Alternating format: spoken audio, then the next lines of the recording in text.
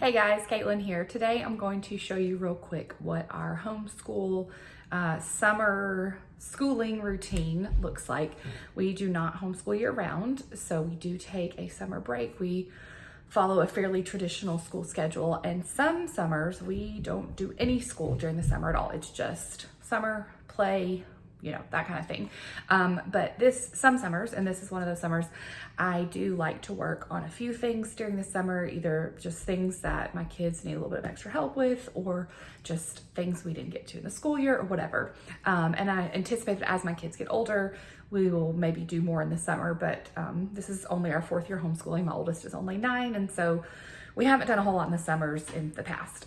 So I'm gonna show you what we're doing this summer. I've got my handy little summer school bin that I'm using that has all of our stuff in it.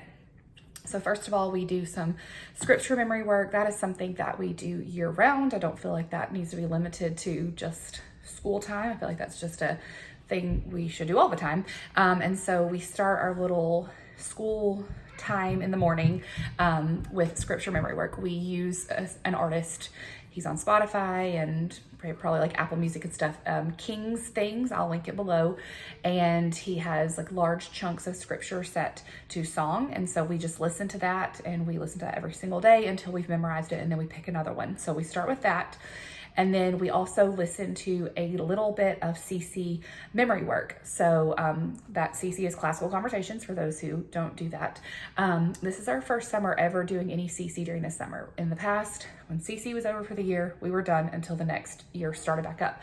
This summer, however, we are doing a little bit in the summer. One, because I have a child who wants to do Memory Master, and I feel like if we work on a few things during the summer, especially those things that come around every single cycle, like the timeline and the math, those do not change. And so I feel like if we can like go ahead and get those solidified during the summer, then that's less that he has to work on memorizing during the school year. Also, he starts essentials in the fall, and this next coming school year, still like the summer, so I always say fall, but it's not actually the fall. Anyway, for the next school year, he starts essentials, and I know that if he has the English memory work from any of the cycles memorized, that makes essentials a little bit easier. So we are just spending 5 or 10 minutes each day listening to math, English, or something like the timeline, the presidents, things that we see every single cycle for them to practice. Now, if your child is going into essentials and they do not have the English memorized from all the cycles, that is okay. So don't listen to this video and freak out thinking they have to know that to go into essentials. They do not.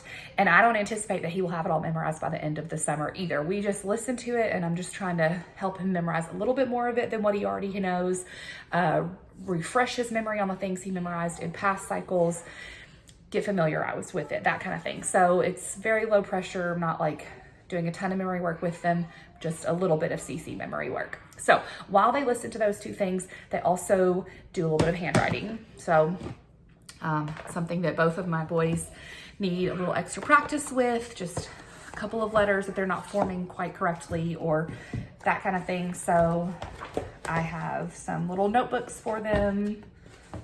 They're just these little journal things, cheap little journals that have handwriting lines on them. And so I give them something to write every single day, whether it's their full name or the alphabet. Sometimes it's in cursive, sometimes it's in print, sometimes it's uppercase letters, sometimes it's the lowercase letters. Some days it's write 3 Harry Potter spells. Some days it's write 3 Pokemon. So just trying to make it something fun and easy for them to write. And so like, for example, tomorrow it's write your name in cursive and write 3 Harry Potter spells. And so they'll write that, and then, you know, if they finish their handwriting before we finish listening to our memory work, they draw in that little book. So then we also are doing a little bit of spelling. They each have one of these spelling workbooks. They're the Evan Moore brand, got them from Amazon, and they each do a page of spelling, and it's just, I tried to get words that were, you know, around their grade level, Neither one of them are fantastic spellers, and at their ages, that's okay. I don't expect that, but this is just a really easy, simple, fairly independent way for them to practice that throughout the summer.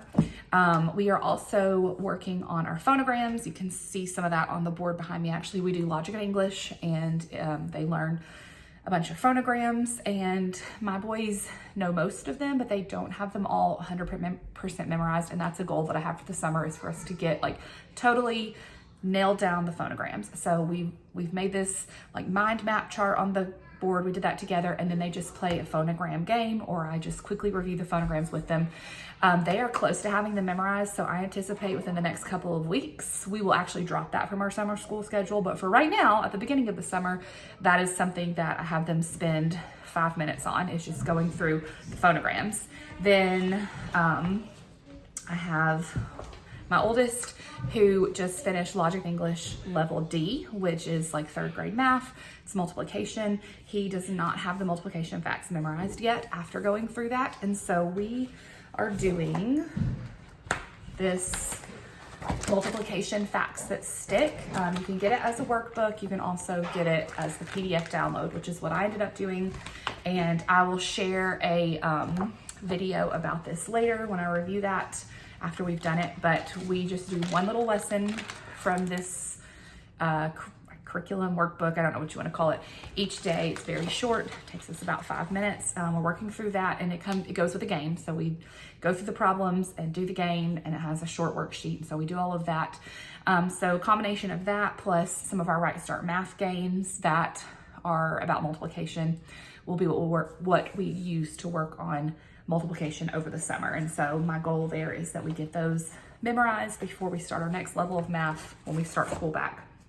My other son, he just finished Logic of English Foundations C, and so he is now reading, but that's something, of course, we want to continue practicing through the summer. And so some days he reads a couple of chapters of a book to me, and some days we practice just reading words like with some of our Logic of English games, like Fox in the Hen House, that kind of thing. And so just we spend, again, 5 or so minutes doing a little bit of reading. And then the last thing is, and it's not really school time, is reading aloud. We do that, all day, not all day, every day. That's not right. We do that a little bit every single day, sometimes multiple times a day. So right now we are finishing Story of the World. We use this sort of as a history curriculum. And so we're finishing that up from this last school year. Once we finish that, then we'll do something else for a read aloud. But I kind of include that in our school day as well. So I have all that stuff in this little box, just to have it all handy and easy, because we're not like getting into the schoolroom and doing all the things. So I've got like the things that we need for multiplication facts that stick and the phonogram cards, just all in this little box. And we just pull this out in the morning. We go through our little list of things we want to do, and then that's it. So it's pretty simple, and we don't spend a whole lot of time on it, but we're kind of covering a few of the subjects that I'm wanting my kids to either master over the summer or review over the summer, or that we're finishing up, that kind of stuff. So anyway, I hope that helps as you are getting ready for your summer with your kiddos. And that is it. Have a good day. Bye.